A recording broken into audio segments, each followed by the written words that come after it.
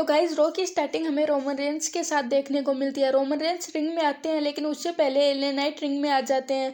तो उसके बाद रोमन रेंस भी रिंग में आते हैं। एले नाइट रोमन रेंस वाली चेयर पर आकर बैठ जाते हैं और पॉल हेमन से कहते हैं कि तुम इसको खिसकाने की कोशिश मत करना। एले नाइट रोमन रेंस से कहते हैं कि अब कॉन्ट्रैक्ट साइन करने का समय आ गया है और आपके चैंपियनशिप छोड़ने का भी। जिसके बाद स्मैकडाउन के जनरल मैनेजर निक एल्ड्रिच कॉन्ट्रैक्ट साइनिंग की स्टार्टिंग करते हैं।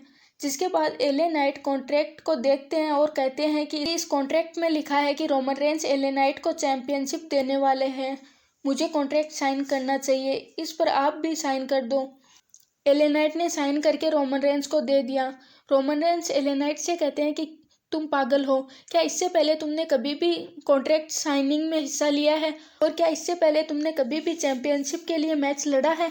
तुमने नहीं लड़ा, इसलिए मैं तुम्हारे लिए चीज़ें आसान कर देता हूँ। इसके बाद रोमन रेंस कॉन्ट्रैक्ट पर साइन करने लगते हैं, लेकिन रोमन रेंस का पेन नहीं चलता, जिसके कारण रोमन रेंस पॉल हेमन से दूसरा पेन मांगते हैं और फिर रोमन रेंस भी कॉन्ट्रैक्ट पर साइन कर देते हैं। इसके बाद निक एल्ड्रिच कॉन्ट्रैक्ट को लेकर वहां से चले जाते हैं। इसके बाद एले नाइट कहते हैं कि तुम मुझे इग्नोर कर रहे हो। हाँ, तुमने सही कहा, मेरे लिए यह कॉन्ट्रैक्ट साइनिंग पहली बार है और मेरे लिए यह चैंपियनशिप मैच भी पहली बार है, लेकिन अभी से तुम मुझे इग्नोर कर रहे हो और अभी से तुम मुझसे हार गए हो। मैं सिर्फ 1 साल पहले आया हूँ और अब मैं तुम्हारे अगेंस्ट टाइटल मैच के लिए लड़ूंगा। क्राउन ज्वेल में मैं तुम्हें हरा दूंगा और मुझे दूसरा मौका भी नहीं चाहिए। यह मेरा गेम है और WWE में सिर्फ एक ही चैंपियन रह सकता है, मैं भी एक ही हूँ। इसके बाद रोमन रेंस को गुस्सा आ जाता है और रोमन रेंस एले नाइट को टेबल पर पटक देते हैं। इसके बाद रोमन रेंस पोस्ट पर मार देते हैं। जिसके बाद रेंस रिंग में चेयर लेकर आते हैं और सेटअप करने लगते हैं। तभी एले नाइट रिकवर करते हैं और रोमन रेंस पर अटैक कर देते हैं। इतने में जिमी ऊसो आ जाते हैं। जिमी ऊसो एले नाइट पर अटैक करते हैं और उन्हें डिस्ट्रॉय करने की कोशिश करते हैं और इसी बीच रोमन रेंस रिंग से बाहर चले जाते हैं। जिमी ऊसो एले नाइट पर अटैक करने की कोशिश करते हैं, लेकिन एले नाइट जिमी ऊसो को ही टेबल पर पटक देते हैं। उसके बाद गाइस हमें इकोबार और कार्लिटो वर्सेस स्ट्रीट प्रॉफिट्स के बीच मैच देखने को मिलता है। एंड में मोर्टेज फोर्ड एलेजो ड्रोकिस को टैग देते हैं, मगर यह चीज सेंटोस नहीं देख पाते। इसके कारण स्ट्रीट प्रॉफिट्स मिलकर सेंटोस पर अपना फिनिशर रेवलेशन लगाकर इस मैच को जीत लेते हैं। उसके बाद गाइज हमें बैक स्टेज पॉल हेमन दिखाई देते हैं कि रोमन रेंस को एक चैंपियनशिप दिखाते हैं। रोमन रेंस इसके बारे में पूछते हैं तो कहते हैं कि यह एले नाइट के लिए है और एले नाइट सिर्फ यही चैंपियनशिप डिजर्व करते हैं। तभी वहां पर जिमी ऊसो आ जाते हैं और आगे के प्लान के बारे में पूछते हैं। रोमन रेंस जिमी ऊसो से कहते हैं कि एले नाइट को सबक सिखाना होगा। इसके बाद रोमन रेंस एले नाइट के अगेंस्ट जिमी ऊसो को मैच लड़ने के लिए कहते हैं और इसके बाद Paul Heyman LA Knight versus Jimmy Uso का मैच बुक कराने के लिए निक एल्ड्रिच के पास जाते हैं। उसके बाद बैक स्टेज लोगन पॉल से रे मिस्टीरियो पर अटैक के बारे में पूछा जाता है, लेकिन लोगन पॉल इसके बारे में कुछ भी आंसर नहीं करते और वहां से चले जाते हैं। उसके बाद गाइज केविन ओवेंस हमें नजर आते हैं। तभी वहां पर ऑस्टिन थ्योरी और ग्रेसन वॉलर आ जाते हैं और उनसे बहस करने लगते हैं। केविन ओवेंस कहते हैं कि मैं इन दोनों की हालत खराब कर सकता हूँ, लेकिन तभी वहां पर WWE ऑफिशियल्स आ जाते हैं और उनको लेकर जाते हैं, लेकिन तभी वहां पर केविन ओवेंस अचानक से उन दोनों पर अटैक कर देते हैं। उसके बाद गाइज हमें जॉन सीना का सेगमेंट देखने को मिलता है। जॉन सीना फैंस से कहते हैं कि 20 साल में पहली बार ऐसा होगा कि जब मैं आपका सपोर्ट खो दूंगा।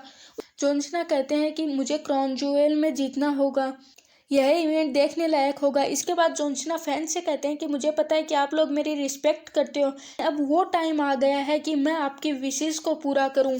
तभी वहां पर पॉल हेमन आ जाते हैं। पॉल हेमन अपने आप को इंट्रोड्यूस करते हैं। उसके बाद पॉल हेमन कहते हैं कि मैं रोमन रेंस से जुड़ी चीज़ों के लिए यहाँ पर नहीं आया हूँ, मैं आपको कुछ बताना चाहता हूँ, क्या मैं रिंग में आ सकता हूँ? जॉन सीना पॉल हेमन को रिंग में आने के लिए कह देते हैं। तभी पॉल हेमन जॉन सीना से हैंडशेक करते हैं। उसके बाद पॉल हेमन जॉन सीना की बड़ाई करते हुए बताते हैं कि हमेशा अपने बच्चों को अपने जैसा नहीं बल्कि तुम्हारे जैसा बनने के लिए कहता हूँ। जब से रोमन रेंस ने तुम्हें हराया है तभी से वह ट्राइबल चीफ WWE के सबसे बड़े रेसलर्स में से एक बने हैं। उसके बाद पॉल हेमन कहते हैं कि फैंस मुझे बू कर सकते हैं लेकिन तुम्हें नहीं, क्योंकि तुम्हारे काम करने का नजरिया अलग है। अगर तुम ब्लड लाइन को ज्वाइन कर लेते तो तुम आज मेरी जगह होते। उसके बाद हेमन कहते हैं कि सोलो शिका आप पर समोअन स्पाइक लगाकर आपको WWE फैंस से दूर कर सकते हैं। आप कहते हैं कि क्राउन ज्वेल में मेरे करियर का लास्ट मैच है और मैं इसे जीतना चाहता हूं, लेकिन आप यह मैच भी नहीं जीत सकोगे। तभी सोलो सिकोआ पीछे से आकर जॉन सीना पर अटैक कर देते हैं और उन पर समोन स्पाइक लगा देते हैं। हमें बियांका ब्लेयर का सेगमेंट देखने को मिलता है। बियांका ब्लेयर बताती है कि किस तरह 2 हफ्ते पहले उन पर केस इन किया गया और उन पर पीछे से अटैक किया गया। फिर वो कहती हैं कि पहली बार मैंने अपनी लाइफ में किसी से बदला लेने के बारे में सोचा है और उसी के कारण मैंने स्मैकडाउन पर रिटर्न किया है। उसके बाद गाइस मेन इवेंट में हमें LA Knight versus Jimmy Uso का मैच देखने को मिलता है।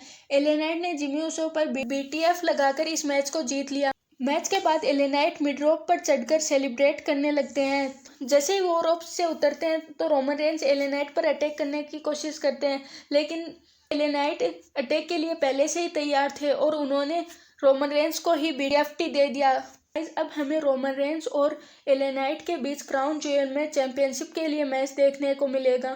तो गाइज आज के इस स्मैकडाउन में आपको बेस्ट सेगमेंट या फिर बेस्ट मैच कौन सा लगा, हमें कमेंट करके बताइए। मिलते हैं किसी और वीडियो के साथ।